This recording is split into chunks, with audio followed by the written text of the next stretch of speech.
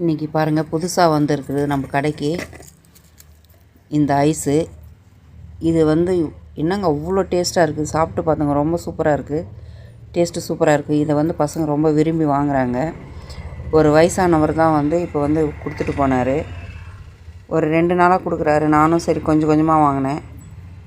அப்புறமா சரி இது நிறைய வாங்க ஆரம்பிச்சிட்டேன். என்னடா இது பசங்க இவ்வளோ விரும்பி இது வாங்குறாங்களேன்னு சொல்லிட்டு நானும் வாங்கி சாப்பிட்டு பார்த்துங்க. செமையாக இருக்குங்க, சூப்பர் டேஸ்ட்டாக இருக்குது. அதனால் இன்றைக்கி கடைக்கு 150 ரூபாய்க்கு வாங்கிட்டேங்க. வயசான பெரியவர், சரி கொஞ்சம் கொஞ்சமாக எதுக்கு வாங்கிக்கினேன், அவருக்கும் காலையில் ஒரு வியாபாரம் ஆன மாதிரி இருக்கட்டும்னு சொல்லிட்டு ஒரு 150 ரூபாய்க்கு வாங்கிட்டேங்க. அவர் ரொம்ப சந்தோஷமாயிட்டார்.